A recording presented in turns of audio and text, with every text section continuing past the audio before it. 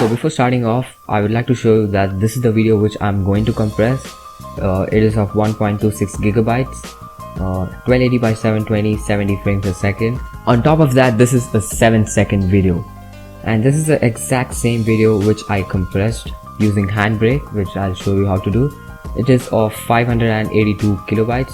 Now you might think that this is a 1.26 gigabyte video, so if you have a video which is like 800 to 900 megabytes, you expect to get a video which is less than 582 kilobytes.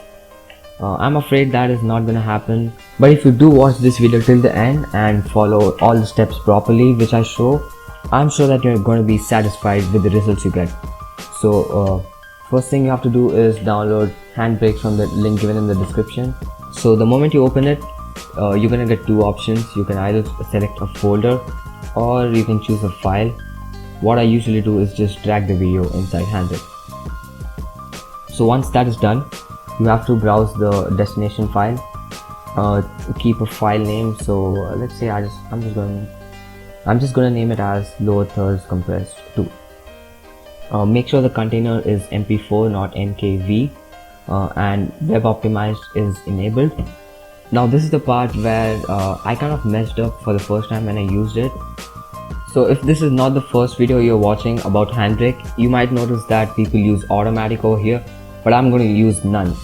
And that is because when I used Handbrake for the first time, I compressed a video which was 1280 by 720p. I found out that the video resolution of the compressed file was 720 by 720, which basically means that I had lost a few parts of my videos. I tried messing up in the video section, but nothing just seemed to work. And then I came here, I chose none. That is when I got the result which I expected. If you're going to choose none, 1280 by 720 is the video resolution of your compressed video. So moving on to the filters, I don't use, I usually keep this on off, nothing much to see. Now moving on to video, this is the place where everything is going to matter. First of all, you have to make sure that your video codec is either H.264 or H.265. Now if you want to upload videos to YouTube, your video codec is H.264 and not H.265, because YouTube does not support H.265 as of now, but H.265 is considered better than H.264. Using different codecs while rendering your video will result you in different file size of your final video. So what happens in H.264 is, let's take an example of me moving the mouse just randomly around here. So at this time in the 60 fps video, since everything else was stationary except the movement of my mouse, the part where my mouse was moving is going to be rendered, whereas everything else is going to render as a still frame, since everything else was stationary. Did you get what I said? I think you did. Anyways, the quality is what is going to matter for the video size / video quality.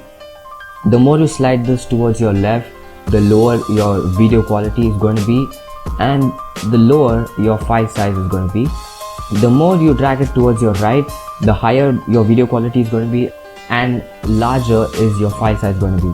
So by default it is on 22, which is kind of fair, but since I don't have much movement in my video, I can stretch it around 24 or 23 maybe, which will not make much difference while compressing. But if you have many moving objects in your video, I suggest you to keep it at 21 or 22. And encoded preset is another one which does matter in your file size. Now let's take an example of your handwriting. The slower you're gonna write, the more is the chances of getting a better handwriting. Whereas if you start writing fast, your handwriting is probably gonna spoil.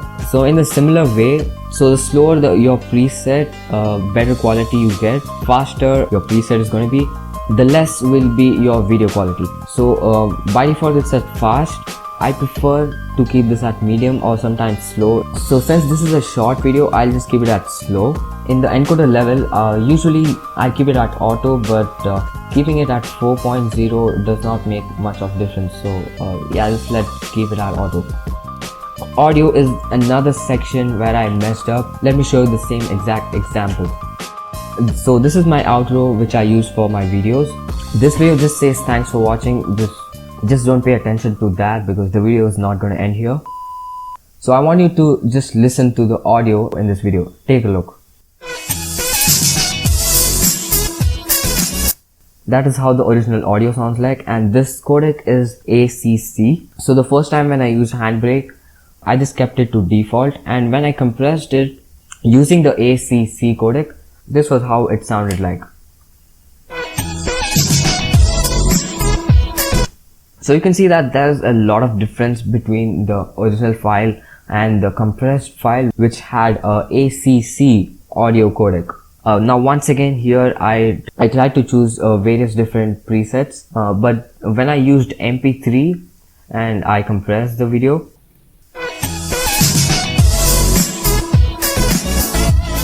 that didn't make much difference, so I was satisfied with that. So since I had kind of more amount of bass at that part of the video, now obviously the outro was at the end of the video. The rest of my video was not affected at all, so I don't think that really matters if you're speaking in your video, but I prefer using MP3, so I'm going to use MP3 in this case as well. And bitrate, I usually keep it at 160. That's it for audio. In the subtitles, it doesn't really matter. Chapters doesn't, I don't know. Okay, so once everything is done, let's start encoding. Okay, so once this is finished, it is of 609 kilobytes. And now this was in .avi format and this is H.264. These two videos are in H.264. I'll just show you.